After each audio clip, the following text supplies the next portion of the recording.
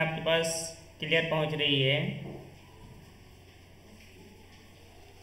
इससे पहले वाले में हम पढ़े थे गालिब के हयात व खिदमत, उनकी पैदाइश से लेकर वफ़ात तक और जो खिदमत अंजाम दिए हैं, जो आदमी खिदमत थे वो हम लोग पढ़े हुए हैं। आज हम जो सिलेबस में शामिल है दीवान गालिब, मतबूआ गालिब इंस्टीट्यूट, रदीफ़ अलिफ रा नून और या की इब्तदाई 5-5 गज़लें, यानी इस तरह 4 रदीफ़ पे है, 20 गज़लें शामिल हैं। उसी में से 10 गज़लों के जो कुछ मुंतखब अशार हैं वो देखेंगे।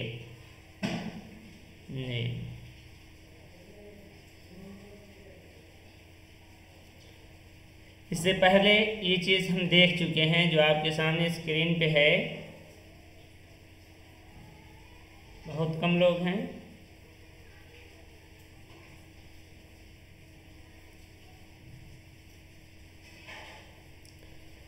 चलिए वो आते रहेंगे, तब तक हम लोग आगे बढ़ते हैं। तो दीवान गालिब, गालिब की ज़िंदगी में दीवान गालिब 5 बार शाया हो चुका है और कब कब शाया हुआ है ये इससे पिछले वीडियो में आप लोग देख चुके हैं। अब इसी दीवान गालिब से मुताल्लिक़ अब्दुर्रहमान बिजनौरी का जो मशहूर कौल है वो देखिए। हिंदुस्तान की इल्हामी किताबें 2 हैं, वेद और दीवान गालिब। रशीद अहमद सिद्दीकी ने गालिब की अज़मत पर रोशनी डाली है। लिखते हैं, मुझसे अगर पूछा जाए कि हिंदुस्तान को मुग़लिया सल्तनत ने क्या दिया है तो मैं बेतकल्लुफ़ ये 3 नाम लूँगा। एक सेकेंड,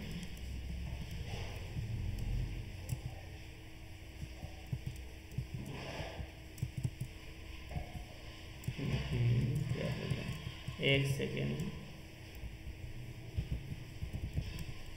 मुझसे अगर पूछा जाए कि हिंदुस्तान को मुग़लिया सल्तनत ने क्या दिया तो मैं बेतकल्लुफ़ ये 3 नाम लूँगा, गालिब, उर्दू, ताजमहल।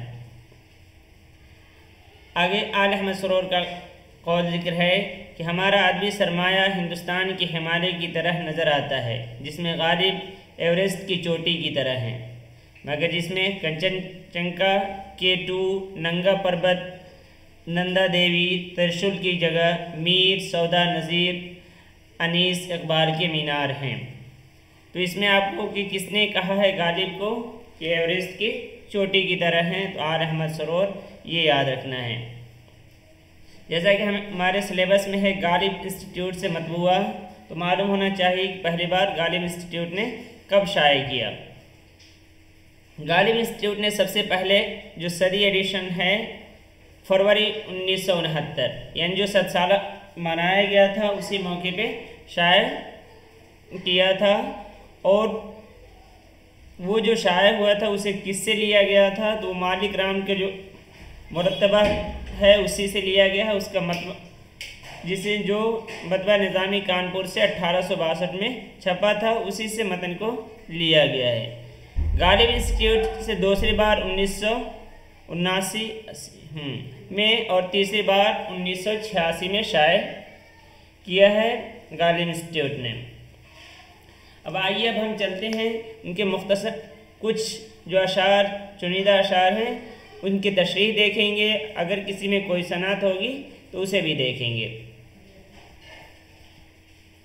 पहली गज़ल, ये गज़ल 5 अशार पर मुश्तमिल है। उसका काफ़िया तहरीर, तस्वीर, शीर, शमशीर, तकरीर, जंजीर और रदीफ़ का है, यानी का रदीफ़ है। और ये जो है इस तरह आप अपने एतबार से बैठा सकते हैं। और ये नहीं पूछा जाता कि कितने अशार हैं, इस पे बिल्कुल भी आप तवज्जो नहीं दीजिए।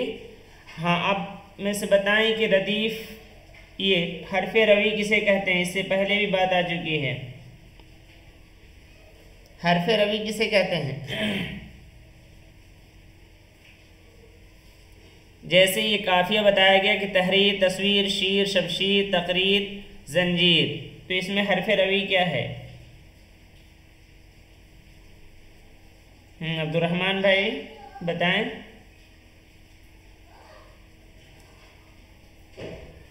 आसिफ अली आप भी बोल सकते हैं। काफिया का के आखिरी हर्फ, हाँ जो आखिरी हर्फ है उसको हर्फ रबी बोलते हैं। जैसे इसमें क्या है, रा है, बिल्कुल हाँ, काफिया के सबसे आखिर हर्फ जो होता है जैसे इसमें रा है। चलें पहला शेर देखिए। नक्श फरियादी है किसके शौक़ ये तहरीर का, कागजी है पैरहन हर पे करे तस्वीर का। नक्श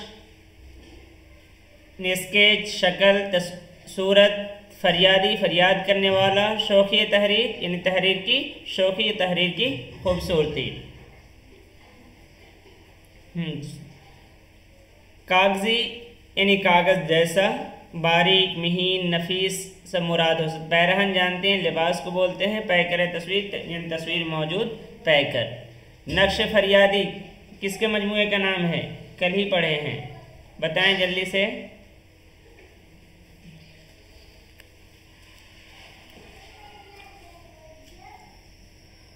नक्श फरियादी, और ये पूछा भी जाता है कि किसके शेर से उन्होंने नाम ले रखा है, किसके मजमूए का नाम है। तरन्नुम जोही, हाँ फैज़ का। और कागजी है पैरहन,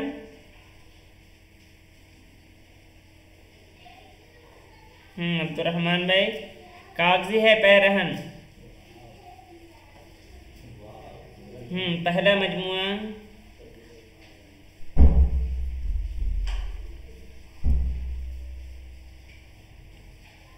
चलिए आप लोग जवाब दीजिए तब तक। हाँ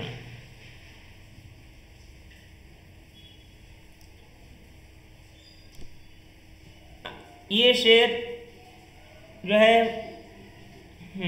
खलील रहमान आज़मी की है।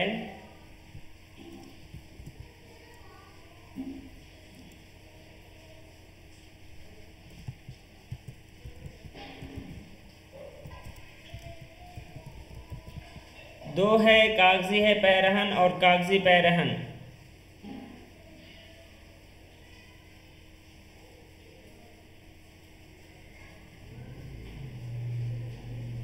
चलें तब तक शेर की तशरीह देखिए।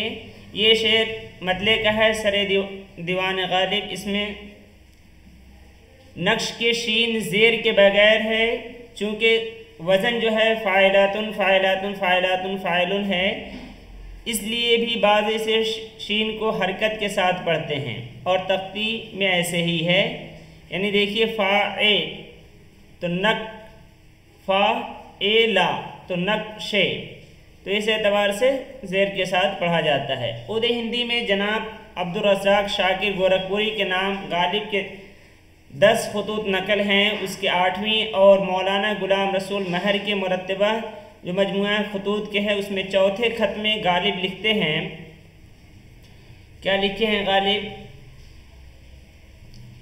हजरत मतालिब इल्मी व शेरी का लिखना मौकूफ़ सवाल पर है, लिखना मौकूफ़ सवाल पर है।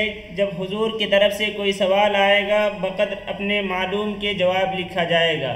उसके बाद उसी ख़त में एक शेर की तशरीह दर्ज की है, वो तशरीह करते हुए लिखते हैं। यानी ये जो शेर है इसकी तशरीह ख़ुद गालिब ने लिख रखी है। किसके ख़त में, किस मजमूए में? उर्दू हिंदी के। और वो ख़त किन के नाम है? अब्दुल रज़्ज़ाक़ शाकिर के नाम।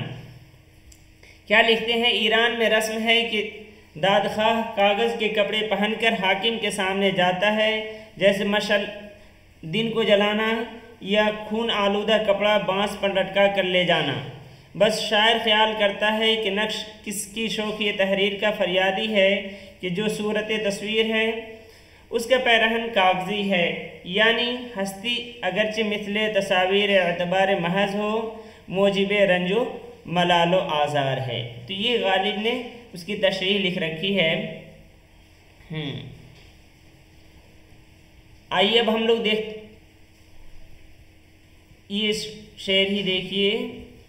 नक्श फरियादी है किसकी शौक़ी तहरीर, यानी जो नक्श है वो किसकी शौक़ी तहरीर का फरियादी है।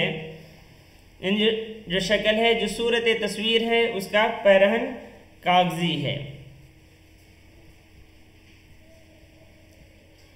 तस्वीर फरियाद गुनाह है कि उसके मुसव्विर ने अगरचे उसे शौक बनाया, मगर क्या फ़ायदा कि जब कागज़ी पैरहन है और नापायदार है। अहसन अली खां के हवाले से इजाफ़ा किया जा सकता है कि इस नुहाई की वजह तस्वीर का शिकवा है कि जब मुसव्विर इसमें रूह नहीं फूंक सकता तो फिर इस कागजी वजूद का क्या फ़ायदा। ये शेर की हिस्सी माना है। दूसरी शरह मजाजी सूफियाना मानों में नक्श को मखलूक़ात, उस नक्श के बनाने वाले को खालिक और कागज़ी पैरहन को मखलूक़ात की नापायदारी ख्याल करें तो मतलब ये है कि हर मखलूक की रंगीनी वो रानाई बज़ुबान हाल अपने खालिक से अपनी बेसबाती का शिकवा करती है। मखलूक़ात की शौक़ी का बताकर गालिब ने अपने दीवान का आगाज़ हमदिया किया है। इसमें शिकवा का पहलू निकालना गालिब के उपज है। कौन सी चीज़ है जिसको फ़ना नहीं है और फ़ना की किस सूरत पर उसका इतलाक़ नहीं होता। सौ मतालिब उस एक शेर से निकलता है। यानी है तो ये एक शेर लेकिन इससे कई मफ़हूम निकाले जा सकते हैं। देखिए इसमें इन दुनिया की कोई भी एक नक्श है जो नक्शा बनाया जाता है, वो नक्शा खुद बताता है कि इसके खालिक पर दलालत करता है। और उसके बाद जो है कागज़ी है पैरहन तय करे तस्वीर के, यानी जो वो नक्श में है वो उसकी हस्ती हमेशा हमेश की नहीं है। अगले शेर की तरफ चलते हैं। क्या हो गया?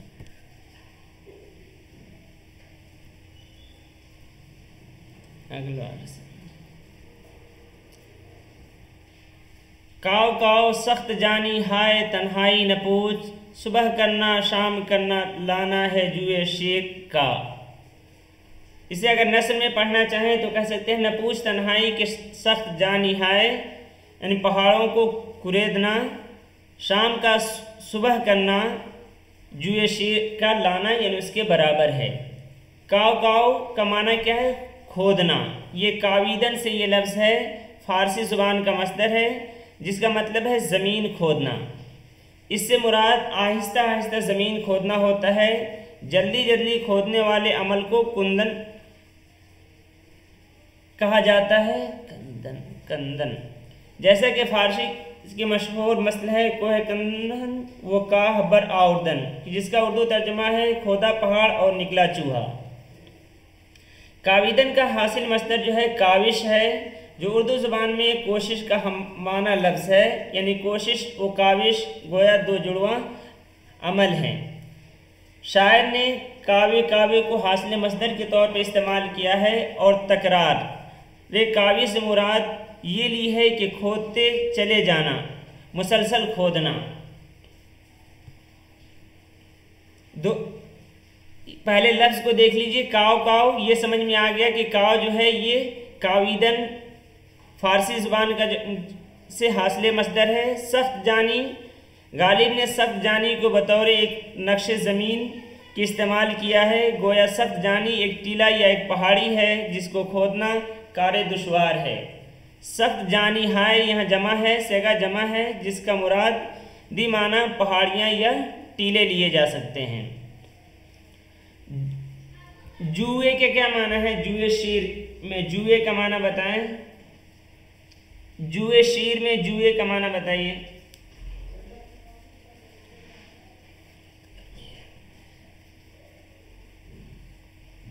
जुए शीर जुआ तो नहीं है, जुआ खेलना।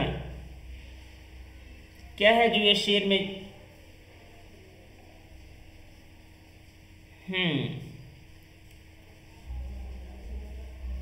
फिरदौस ने कहा नहर। हाँ, नहर। शीर का माना तो जानते हैं, शेर खार तो जुए शीर। हाँ, कोई स्टोरी है? हाँ, स्टोरी है, पूरा आगे देख लेंगे। ये लफ्ज़ जो इसमें है वो पहले समझिए। जुए शीर, दूध की नहर। कहते हैं कि फरहाद ने शीरी के लिए नहर खोदी जिसमें बकरियों का दूध डालते थे जो बहकर महल में जाता था। अब इस लफ्ज़ को देखिए। अब आइए शेर की तरफ। काव काव सख्त जानी हाय तन्हाई न पूछ, यानी ये मत पूछो कि तन्हाई का जो पहाड़ है उसको कुरेदना कैसा है। न पूछ तन्हाई यानी सख्त जानी हाय तन्हाई, तन्हाई के सख्त जानी हाय, और सख्त जानी हाय से मुराद यहाँ पहाड़ है। जैसे फरहाद ने शीरी के लिए पहाड़ खोदा था, उसी तरह महबूब से फिराक इख्तियार करके उसकी जुदाई जो है वो हमारे लिए पहाड़ को कुरेदने की ही तरह है। और रात भर वो कुरेदते रहते हैं, उसके बाद जो ये रात है वो टलती ही नहीं है। सुबह करना जो हो जाता है, शाम का सुबह करना जुए शीर का लाने के बराबर है, उसके मुसावी है। जिस तरह देखिए पहाड़ खोद कर उसके बाद शीर लाया है, उसी तरह सुबह में भी सफ़ेदी है और शीर में भी सफ़ेदी है।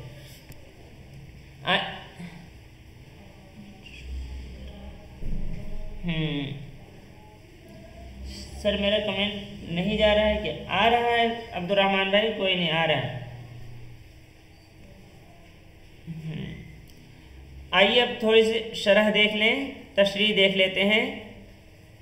शबहाए हिज्र का काटना वैसा ही सख्त है जैसा कि फरहाद के लिए जुए शीर लाना था। सुबह की सफ़ेदी और जुए शीर में जो मुशाबहत है वो जाहिर है। काव काव से काविश वो काहश मुराद है। इस शेर में शायर ने खुद को कोहकन यानी पहाड़ खोदने वाला और अपने सख्त जानी को कोहकनी यानी पहाड़ खोदने के अमल और शब हिज्र को पहाड़ और सफ़ेद सुबह यानी सुबह की सफ़ेदी को जुए शेर से तशबीह दी है।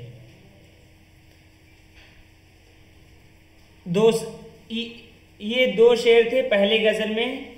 दूसरी जो गज़ल है उसमें सिर्फ एक शेर है, एक शेर की वो गज़ल है। अब तीसरी गज़ल की तरफ चलते हैं।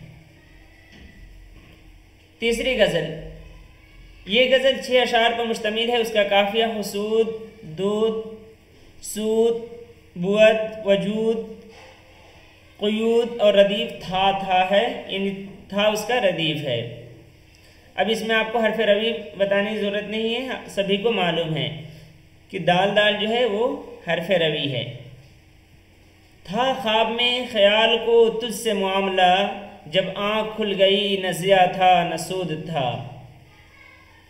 इन ख्वाब में ख्याल को तुझसे मामला था, लेकिन जैसे आँख खुली तो फिर न नफ़ा और नुकसान का कोई झगड़ा नहीं था। यहाँ मामले से मुराद वही झगड़ा था। इन ख्वाब में जो महबूब है वो माशूक से झगड़ रहा था। जैसे अब ख्वाब से जगा तो अब उसे कोई चीज़ हासिल नहीं है, न तो उसे नुकसान है। ज़ियाम के माना ज़रर नुकसान और सूद नफ़ा फ़ायदा। तशरीह, ख्वाब में ख्याल को तुझसे यानी महबूब से या किसी और से भी मामला था। मसलन विसाल यार के लिए तड़पते आशिक ने वस्ल का ख्वाब देखकर इंतहाई दर्जे की खुशी का एहसास किया, या किसी गमनाक बात को देखकर रंजूर अफसुर्दा हुआ, लेकिन जैसे ही आँख खुली न कोई खुशी थी न कोई गम। आवाज़ साफ जा रही है?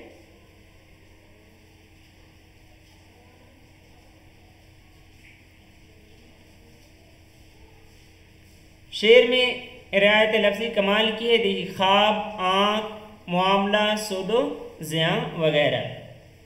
शेर का एक मफ़हूम ये भी हो सकता है, लेकिन ये जो है ये दीनी यानी हकीकी मफ़हूम कह सकते हैं। शेर का एक मफ़हूम ये भी हो सकता है कि दुनिया की ज़िंदगी एक ख्वाब की तरह थी और उसमें सूदो ज़िया के बेशुमार मामलात थे, लेकिन जैसे दुनिया से रुखसत हुए दुनिया की हकीकत वाज़े हो गई।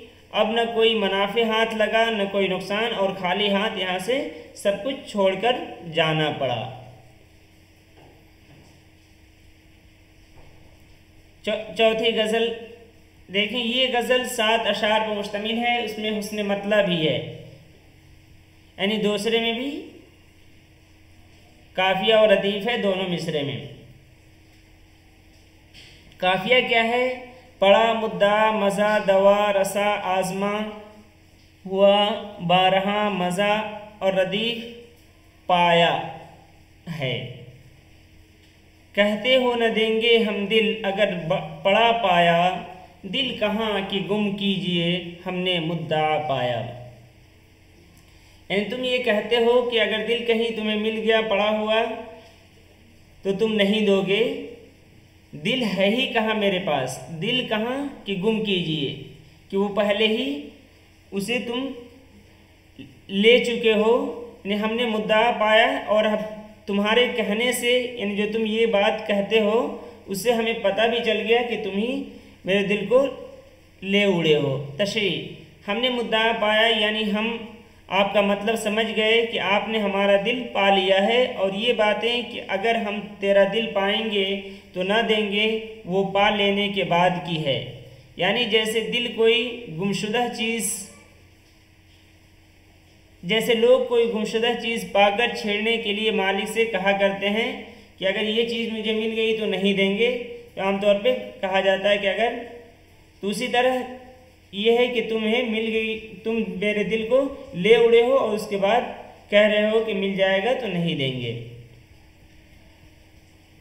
अगला शेर देखें, इश्क से तबीयत ने ज़िस्त का मज़ा पाया,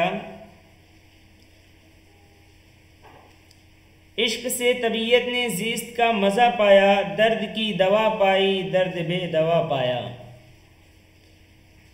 यानी तबीयत, इश्क जब हो गया तो इंसान को इस ज़िंदगी का मज़ा आ गया और जो दुनिया में जो दर्द झेल रहा था उसकी दवा उसे मिल गई। लेकिन जो इश्क आया ये खुद ही एक ऐसा दर्द है जिसकी कोई दवा, कोई इलाज नहीं है। जीस्त के माने क्या हैं?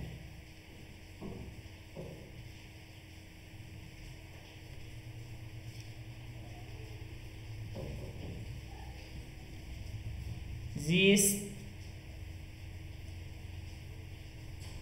क्या हुआ? जिंदगी, जिंदगी, ठीक है। तशरीह, इश्क एक दर्द ला दवा है, लेकिन वही इश्क दर्द जीस्त की दवा भी है, क्योंकि उससे तबीयत ने ज़िंदगी का मज़ा पाया। 5वीं गज़ल देखें। ये गज़ल 5 अशार पर मुश्तमिल है। उसका काफिया मुहाबा, गोया, था, उनका, सहरा, फरमा, दुनिया ये है। और रदीफ जल गया, जल गया उसके रदीफ है। दिल मेरा सूज़े नेहा से बेमुहाबा जल गया, आतिश खामोश की मानिंद गोया जल गया। दिल मेरा सूज़े नेहा से बेमुहाबा जल गया। बेमुहाबा का क्या माना है? सामने में दिख रहा है, अच्छा दिख रहा था, हाँ वो दिख रहा था, इसीलिए देखें कि आप लोग देख भी रहे हैं या नहीं स्क्रीन पे, ये भी देखना होता है ना।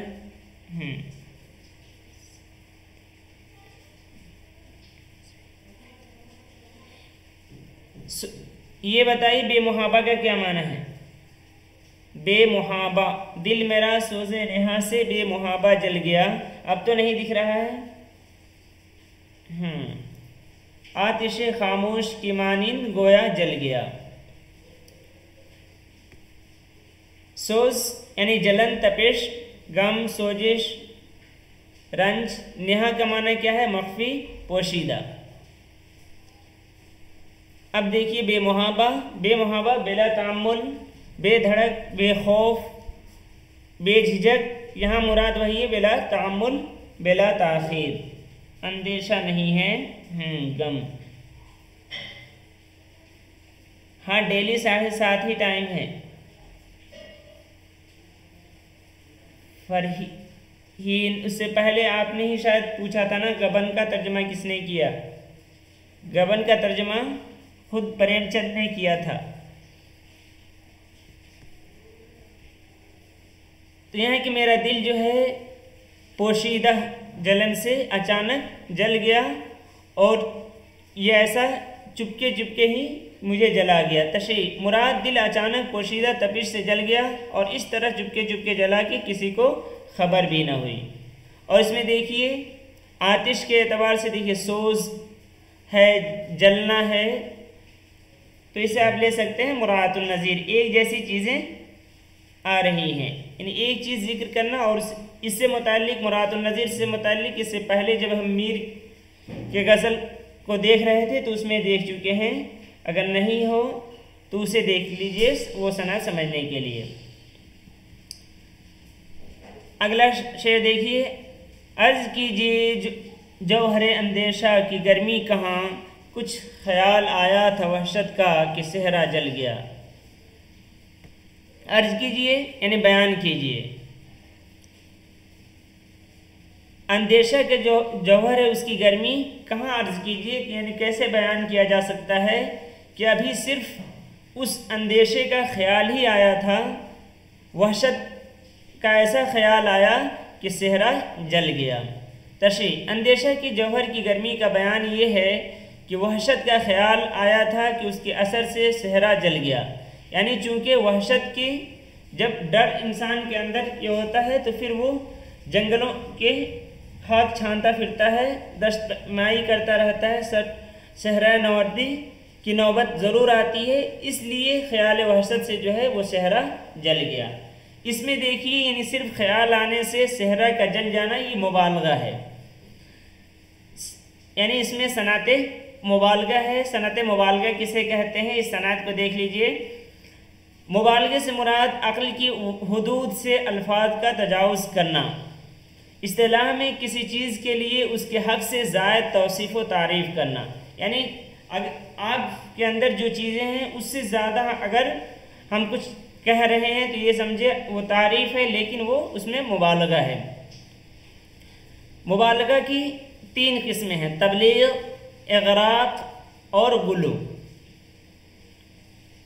तबलीग, इग़राक़, गुलू, जल्दी जल्दी ये तीनों आप लोग नाम लिखे हैं। मुबालगा की जो तीनों किस्में हैं, तबलीग, इग़राक़ और गुलू। बिल्कुल बढ़ा चढ़ा के बयान करना। एग्रीगेशन हिंदी में बोलते हैं या मैनिफेस्टेशन भी बोलते हैं। हाँ, दूसरे की तारीफ में रत्बुल लिसान होना। रत्बुल लिसान का तो बस ये है कि तारीफ में लगा होना। तो रत्बुल लिसान का लफ्ज़ी माना है यानी ज़ुबान का भीगा होना, यानी ज़बान उसमें लगा हुआ हो लेकिन उसमें मुबालगे में वो चीज़ नहीं है, यानी अगर जो चीज़ पाई जा रही है और वो बयान कर रहे हैं तो फिर मुबालगा नहीं होगा। ज़्यादा बढ़ा चढ़ा के किसी चीज़ को बयान करना होता है तो उसको कहते हैं मुबालगा करना। अब उसमें तबलीग, वो बात जो अज़रुए अक्ल हो, आदत मुमकिन हो, यानी बयान जो बात की जा रही है वो हकीकत में पाई भी जाती हो, अक्ल के एतबार से भी, यानी सोचने के एतबार से भी, और जो आम उक़ुआत हैं उसमें होते हैं। जैसे ये है, दिल के नालों से जिगर दुखने लगा, या तलक रोए कि सर दुखने लगा। तो देखिए इसमें भी मुबालगा है, यानी अपने नाले का मुबालगा, अपने रोने का मुबालगा कर रहा है कि दिल के नालों से जिगर दुखने लगा, यानी दिल ने इतनी फरियाद की कि जिगर दुखने लगा और मैं इतना रोया कि सर दुखने लगा। तो ये अक्लन भी मुमकिन है और होता भी ऐसा है कि रोने की वजह से सर दुखने लगता है। ये इंशा का शेर है। दोनों बातें अज़रुए अक्ल व आदत मुमकिन है। दूसरा, किसी वस्फ़ को बेअतबार अक्ल मुमकिन लेकिन बेअतबार आदत मुहाल, बुलंदी तक पहुँच जाए, यानी इस हद तक पहुँच जाए कि वो नामुमकिन हो। तीसरे जो है गुलू, वस्फ़ की आखिरी हद यानी मुहाल महज, यानी अक़लन व आदतन नामुमकिन हो, मुहाल है। जैसे यही शेर जो है, यानी ख्याल के आने से सेहरा का जल जाना, तो ये एक नामुमकिन है, अक़लन भी नामुमकिन है और आदतन भी नामुमकिन है। अगले शेर के अगली गज़ल की तरफ चलते हैं। छठी गज़ल, ये 5 गज़लें रदीफ़ अलिफ रदीफ़ कथा की ये गज़लें थीं। अब अगला जो है रा के रदीफ़ वाली गज़लें देखते हैं। ये रा रदीफ की पहली गज़ल है। ये 10 अशार पर मुश्तमिल है। उसका काफिया नज़र पर दर पेशतर हर नज़र पर कर बसर मगर है, और रदीफ दरो दीवार है। इसमें दरो दीवार, तो इनको याद रखने के लिए वही आप कर सकते हैं कि जो रदीफ इन जैसे जो बड़े बड़े हैं, यानी जिसमें 2 अल्फाज वाले रदीफ हों, तो उसे याद रख सकते हैं। जैसे दरो दीवार वाली जो ये गज़ल है, इसे याद रख सकते हैं। उसमें कोई ऐसा शेर नहीं था जो तशरीह के लायक यानी ऐसा हो आने की उम्मीद हो। 7वीं गज़ल, ये गज़ल 9 अशार पर मुश्तमिल है। उसका काफिया दर घर कर सितमगर पर काफिर है खंजर सागर मुकर्रर पर। आम तौर पर ये देखिए कि हरकत का भी एतबार होता है, यानी हरफ रबी से पहले जो है उसकी हरकत भी ये होती है कि यकसा होनी चाहिए। सर ये कम समझ में आता है, कौन सा क्या कम समझ में आता है? सनात के कहें कि कभी क्लास लेंगे पूरी, तभी समझ में आएगी, मुकम्मल उसे सीरीज ही चलाना पड़ेगा। चलें देखिए शेर को। जी में ही कुछ नहीं है हमारे वगर न हम, सर जाए या रहे न रहें पर कहे बगैर। जी में ही कुछ नहीं है हमारे वगर न हम, यानी हमारे जी में ही कुछ ऐसी बात नहीं है। अगर मुझे मालूम होता है, अगर मेरे दिल में कोई मैं बात रखता है, तो ऐसा नहीं कि मैं छुपा के नहीं रखता हूँ। जो भी हो सामने उसे मैं कहे बगैर नहीं रहता हूँ, उसके लिए सर जाए या रहे। वही हमारे जी में ही कुछ नहीं है, मेरे दिल में ही कोई ऐसी बात नहीं, जी से मुराद दिल है। वरना हम कहे बगैर ना रहें, खा सर जाए या रहे। तो नस्र में बदलने से शेर को समझना आसान होता है। उसी में एक शेर ये भी है, हर चंद हो मुशाहिद हक की गुफ्तगू, बनती नहीं है बादा व सागर कहे बगैर। हर चंद यानी कितना ही, यानी कितनी भी बात हो जाए, हक के मुशाहिदे की गुफ्तगू। हर चंद यानी कितना ही खुदा के वजूद का, खुदा के देखे जाने का या अच्छाई की गुफ्तगू की बात हो जाए, लेकिन जब तक बाधा के माने क्या है? जल्दी लिखें। काफिया वगैरह से शेर में समझ नहीं आता, कैसे पहचाने? शेर काफिया से तो कम ही इसलिए कि आमतौर पे कवाफी मिलते हैं, लेकिन रदीफ से कुछ याद रख सकते हैं।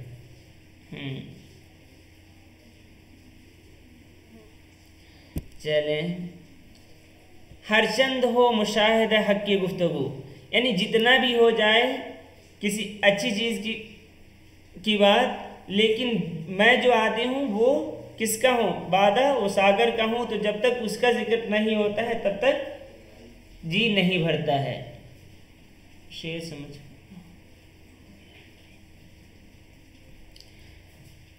बाधा के माने क्या है? मैं, शराब, और सागर के माने है जाम और प्याला। ये इसमें ये भी है कि जब तक अच्छी बात के कितना भी जिक्र करें, यानी एक गज़ल की भी सिफत कह सकते हैं कि गज़ल में जो है जब तक बादा वो सागर की बात नहीं आती है तब तक मज़ा नहीं आता है। यानी कितनी भी अच्छी चीज़ अच्छी बातें हो रही हों, वो असरअंदाज नहीं होती है। जब अपनी मन की बात आती है तभी फ़ायदा होता है।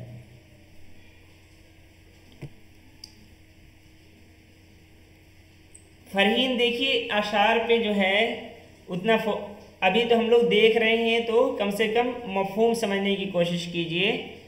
और मेरे ख़्याल से इस पे कम तवज्जो दें। बेहतर है कि जो अफसाने हैं, ड्रामे हैं, उन पर आप अगर तवज्जो देंगे तो वो ज़्यादा बेहतर होता है। लेकिन ये तरतीब से हम लोग चल रहे हैं, तो इसलिए इस यूनिट को पूरा कर रहे हैं। लेकिन अफसाने, दास्तान, ड्रामा वगैरह पे आप अगर तवज्जो देंगे तो वो ज़्यादा बेहतर होगा।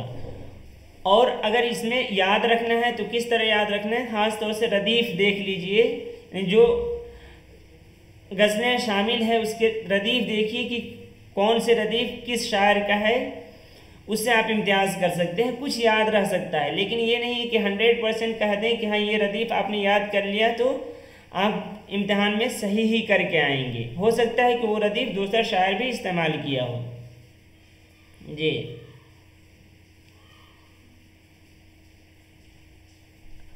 आठवीं गज़ल की तरफ चलते हैं। ये गज़ल 12 अशार पर मुश्तमिल है। इसका काफिया यार दीदार बार आज़ार तलवार रफ्तार आज़ार ख़रीदार हमवार पुरखार जंगार खार दीवार है। और रदीफ़ देख कर, जैसे अब देख कर है, उसी तरह इससे पहले जो मरसिया था, मरसिया आरिफ, जो गालिब का मरसिया है, तो उसके भी वो भी गज़ल की हैत में है। कोई दिन और जो है वो रदीफ़ है। अब जब उस तरह के शेर आए तो आप कह सकते हैं कि मरसिया आरिफ उनके वो अशार हैं और वो गालिब का मरसिया है। उसी तरह इसमें जैसे ये देख कर अगर आप याद कर लेते हैं कि गालिब के गज़ल में है तो मुमकिन है कि वो गालिब के ही शेर इम्तिहान में भी आया। हो सकता है कि देखकर जो है वो कोई दूसरा शायर भी इस्तेमाल किया हो, ऐसा नहीं कि गालिब इस्तेमाल किया तो दूसरा न किए हो, ऐसा नहीं है। अब इसमें देखिए ताब, एक लफ्ज़ जो अगर कह सकते हैं ताब ऐसा है जो आपको नहीं मालूम, वो भी मालूम ही होगा, चमक तपिश वगैरह की। क्यों जल गया न ताब रुखे यार देखकर, यानी रुखे यार का कि तपिश देखकर चमक देखकर मैं क्यों नहीं जल गया। ये इसमें ये पुराना रह गया है। जलता हूँ अपनी ताकत दीदार देखकर, यानी मुझे खुद अपने ऊपर यह है कि मुझे देखने की कितनी ताकत है, उसे देखकर मैं खुद अपने ऊपर मैं जल रहा हूँ। यानी उसकी तपिश इतनी थी कि मुझे जल जाना चाहिए था लेकिन नहीं जला। इसमें एक सनत है जो उस सनत को आप लोग समझ लीजिए, सनत इश्तिकाक। इश्तिकाक का माना जानते हैं, इस्म की दो किस्में होती हैं कवायद में, जामिद नहीं 3 किस्में हैं, जामिद मस्दर मुश्तक, जामिद मस्दर मुश्तक। जामिद उस इस्म को बोलते हैं जो किसी से ना निकला हो, और मस्दर उसे कहते हैं जिससे कोई लफ्ज़ निकला हो, और मुश्तक उसे बोलते हैं जो निकला हुआ है। ये 3 क्या हुआ जुल्फ़िकार भाई, क्या नहीं समझा? नहीं, चलिए इश्तिकाक, लफ्ज़ इश्तिकाक को मैं समझ जा रहा हूँ। इश्तिकाक का मतलब है कहीं से किसी चीज़ को निकालना। इसको इंग्लिश में बोलते हैं ड्राइव, यानी the word is drive from, ये लफ्ज़ इससे निकला हुआ है। जैसे इंग्लिश का अक्सर अल्फाज के हैं लैटिन वगैरह से निकले होते हैं, उसी तरह इस्म की 3 किस्म होती हैं, जामिद मस्दर और मुश्तक। जामिद वो इस्म होता है जो किसी से नहीं निकला होता है, वो बेइनी एक लफ्ज़ होता है, और मस्दर वो है जिससे कोई लफ्ज़ बना हो। जैसे देखिए रुख है, तो ऐसा नहीं कि रुख किसी से बना हुआ है तो ये जामिद है लफ्ज़, रुख जो है ये जामिद है। जलना करना वगैरह जो ये लफ्ज़ होता है वो मस्दर होता है, और जलना से अब जो लफ्ज़ निकलेगा उसको बोलते हैं मुश्तक। यानी जैसे जल, जली, जला, जली हुई, तो ये जो है ये जो निकले हैं उसे मुश्तक बोलते हैं। तो अगर एक शेर में एक लफ्ज़ से निकले हुए कई अल्फाज इस्तेमाल हों तो उसको बोलते हैं कि इसमें सनत इश्तिकाक है। आइए देखते हैं सनत इश्तिकाक। जब कलाम में एक असल के चंद लफ्ज़ लाए जाएं, यानी लफ्ज़ एक असल है, जैसे देखिए इसमें जलना से क्या है, जल है, जलता, तो ये 2 लफ्ज़ लाया गया है। इसी तरह किसी में और भी ज़्यादा लाए जाते हैं। इन लफ्ज़ों में असल लफ्ज़ के हुरूफ की तरतीब भी कायम रहे और असल में जो माना है उससे भी मुआफ़क़त हो तो उसे सनत इश्तिकाक कहते हैं। यानी जिससे निकला हो वही माना यहाँ भी दे रहा हो। जैसे जल और जलता हुआ, जलता जो है ये दोनों वही जलने के माना में है, तो यहाँ कहेंगे कि ये सनत इश्तिकाक है। अगला शेर देख, सनत इश्तिकाक सभी को समझ में आया? हाँ, जितने भी है इसके भी अच्छा कहा आपने। कौन है? तरन्नुम बेगम।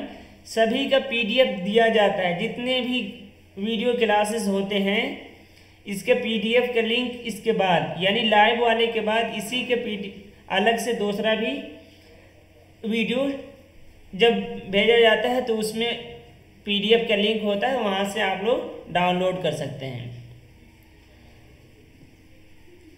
आतिश परस्त कहते हैं अहले जहां मुझे, सरगरम ना लहाए शरर बार देखकर। यानी अहले जहां यानी दुनिया वाले मुझे आतिश परस्त कहते हैं। क्यों? इसलिए कि जो शरर बार है उसके नाले पे मैं सरगरम दिखता हूँ, मुझे देखकर दुनिया वाले सरगरम ना लहाए शरर बार देखकर दुनिया वाले मुझे आतिश परस्त कहते हैं। अब शरर के माना क्या है? अब्दुल हलीम शरर नहीं है ये। शरर जो है ये शरार का मुखफ़फ़ है, जिसके माना है चिंगारी। और बार जो है बारीदन फारसी मस्दर है, उसी से बार निकला हुआ है। तो देखिए ये भी बार जो है ये मुश्तक है बारीदन से। शोला, बिल्कुल शोला वाव से नहीं, ऐन वाला शोला, ऐन से लिखिए फिरदौस। शरर बार यानी चिंगारी बरसाने वाला, यानी चिंगारी बरसाने वाले की फरियाद में मुझे सरगरम देखकर लोग मुझे आतिश परस्त कहते हैं। यानी महबूब को कह रहा है कि वो आग बरसाती हैं और उससे मैं फरियाद करता हूँ, तो इसलिए तशरीह अपने ज़ौक़ नाला कशी को इरादत आतिश परस्त से तशबीह दी है। बिल्कुल तरन्नुम फिरदौस। कोई नहीं, होता है गलती करके ही इंसान सीखता है। यानी जिस इरादत से वो आग की परस्तिश में मशगूल होता है, उसी ज़ौक़ व शौक़ से मैं नाले आतिश करने में सरगर्म रहता हूँ। 9वीं गज़ल देखें। ये गज़ल 8 मिसरों पर मुश्तमिल है। इसका काफ़िया दरख्शां, बयाबां, जिंदा, दबिस्तां, नमकदां, उन्वां, गुलिस्तां, शहीदा, गिरीबां और रदीफ जो है इसका पर है। ये उसका पहला शेर है। देखिए, लरजता है मेरा दिल ज़हमते महरे दरख्शां पर, मैं हूँ वो क़तरे शबनम के हो खार बयाबां पर। ये लफ्ज़ मैं गलत पढ़ गया है। लरजता है मेरा दिल ज़हमते महरे दरख्शां पर, मीम पे कसरा ज़ेर है। ये मेहर इससे पहले भी आ चुका है, अशार में ही आया है ये मेहर। बताएं मेहर का क्या माना है? मेहर का माना बताएं। सरफराज अहमद वालेकुम सलाम, अभी आ रहे हैं। मेहर का माना बताएं, इससे पहले आ चुका है ये लफ्ज़। फिरदौस, जुल्फ़िकार भाई, आसिया, आप लोग बताइए मेहर का माना मालूम है? नहीं। माह की ज़िद है। सूरज, सादिका गाजी, हाँ बिल्कुल दुरुस्त। देख ली थी या ऐसे ही याद है? तो मेहर चिंगारी नहीं, सूरज के माना में ही है। शुमैदा शाहीन। अब ये बताएं ज़हमत महरे दरख्शां, ज़हमत महरे दरख्शां जो है ये उन्वान कहीं पढ़े हैं आप लोग? ये उन्वान कहीं आप लोग पढ़े हैं? हाँ, सन, बिल्कुल जुल्फ़िकार भाई।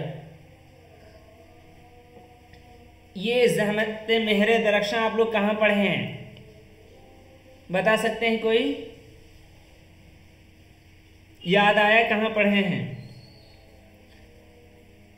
मसनवी कसरा होगा या फतह? कसरा है, मेहर है। महर दूसरे माना में है। मेहर जब चांद के ये सूरज के माना में है तो मीम पर कसरा है। सरफराज भाई, मीम पे कसरा यानी ज़ेर है। मंटू के अफसाने में पढ़े हैं आप लोग, अफसानी मजमुआ। अब तो बता सकते हैं, मस्त याद नहीं आ रहा है। मंटू के अफसानी मजमुए जो मुकदमा का रुदाद है, पढ़े भी हैं, फिरदौस याद आया?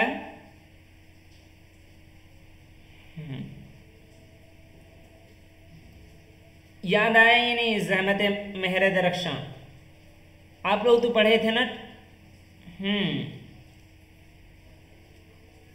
दरख्शां है हयात, ज़हमत महर दरख्शां जो रुदात है ठंडा गोश्त का। हाँ, तबस्सुम रियाज कहाँ अभी अभी आ रही है।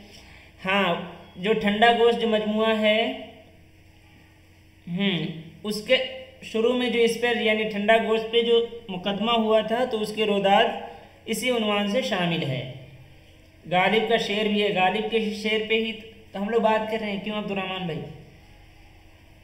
हाँ, इसी से उन्होंने वो लिया है और वहाँ शेर जिक्र भी है। हाँ, वहाँ शेर भी है, गालिब का शेर भी वहाँ मज़कूर है। अच्छा, ये कहना चाह रहे हैं। आइए अब इस शेर की तरफ चलते हैं। तो एक चीज़ को दूसरी चीज़ों से जब कनेक्ट करेंगे, जोड़ेंगे, तब वो चीज़ें याद रहती है। यानी ये शेर वहाँ पे मज़कूर भी है, वहाँ जिक्र है ये शेर का, तो कम से कम यहाँ जब शेर आया तो जहन में आना चाहिए कि वहाँ था। अब याद आ गया आसिफ अली। हाँ, चलें पहले मिसरा, पहले ये दूसरा मिसरा जो है वो पहले देखिए। मैं हूँ वो क़त्रे शबनम के हो खारे बयाबा पर, यानी मैं वो शबनम का वो कतरा हूँ जो बयाबान के खार पर हो। यानी एक तो कतरा जो है शबनम का कतरा एक नाचिस ऐसे ही है, फिर वो भी बयाबान के खार पर होना, और भी वो अपनी उसके बावजूद इसको ख़त्म करने के लिए सूरज को अपनी रोशनी देने की कोई ज़रूरत नहीं थी, वो ऐसे ही ख़त्म हो जाते हैं। वही कह रहे हैं मेरा दिल ज़हमत महरे दरख्शां पर लरजता है कि मैं तो वो कतरे शबनम हूँ कि बयाबान के जो खार पे होते हैं और वो ख़त्म हो जाने वाला हूँ। तशरीह अव्वल तो कतरे शबनम ही की क्या हस्ती, दूसरी वो कतरा भी कैसा जो खारे बयाबा की नोक पर हो, यानी जिसका खुद ब खुद फना हो जाना यकीनी हो। ज़ुबान तशना खार मुझे खुद जज्ब कर लेगी, आफताब को मेरे खुश करने में ज़हमत करना क्या ज़रूरी है। इस शेर में दिल के लरजने से आफताब शबनम के चमकने को तशबीह दी है, और वजह शिब जो है ये हरकत है। अब अगले शेर को देखिए। न लड़ नासिह से गालिब क्या हुआ अगर उसने शिद्दत की, न लड़ नासिह से गालिब क्या हुआ अगर उसने शिद्दत की, हमारा भी तो आखिर जोर चलता है ग़रीबां पर। तबस्सुम ये क्या निकाह वाला नहीं है, अब नहीं भूलेंगे। हाँ, वैसे ही ये कोरिलेट करने से ही याद रहते हैं, अब नहीं, आप लोगों को याद रहेगा। मुझसे पहले से मोहब्बत, क्यों अब्दुर्रहमान भाई फैज़ के पास क्यों जा रहे हैं? इन गालिब कह रहे हैं कभी शायर जो होता है अपने आप को मुखातब करके ही कहता है गालिब नासे से ना लड़, अगर उसने शिद्दत की है तो क्या हो गया, हम भी तो अपने से छोटे पे जिस जो हमारा सामना नहीं कर सकता है उस पर अपना जोर चलाते ही हैं।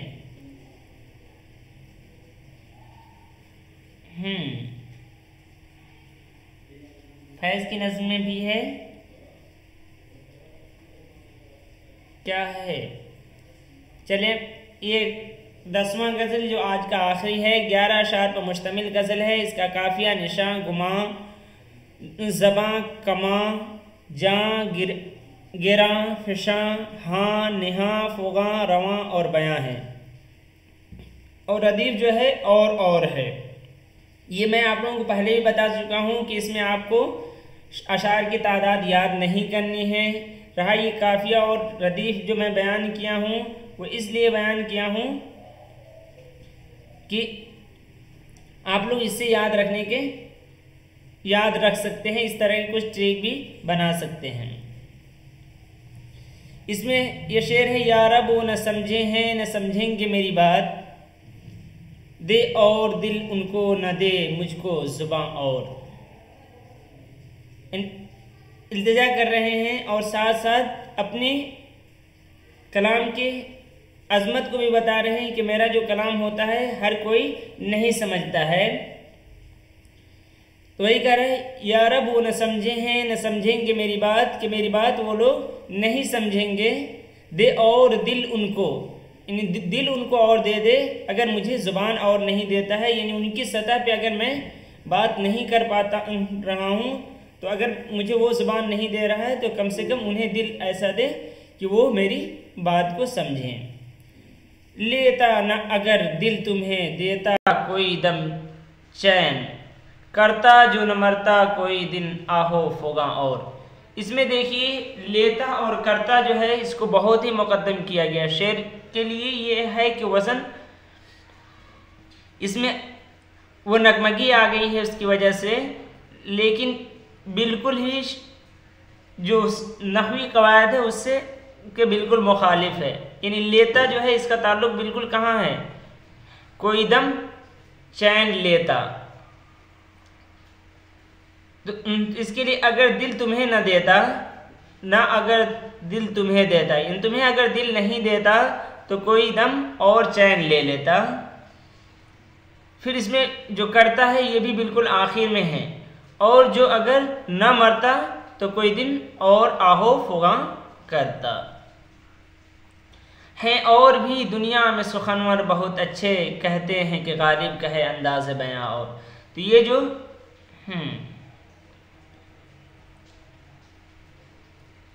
ये शेर मशहूर है और इसमें आप कह सकते हैं सनअत ताल्ली है। सनअत ताल्ली से मुतालिक भी हम लोग मीट में जो सनअत से मुतालिक बात किए थे वहाँ पे बात हुई थी। फिर भी मुख्तसर देख लीजिए जो नए हैं।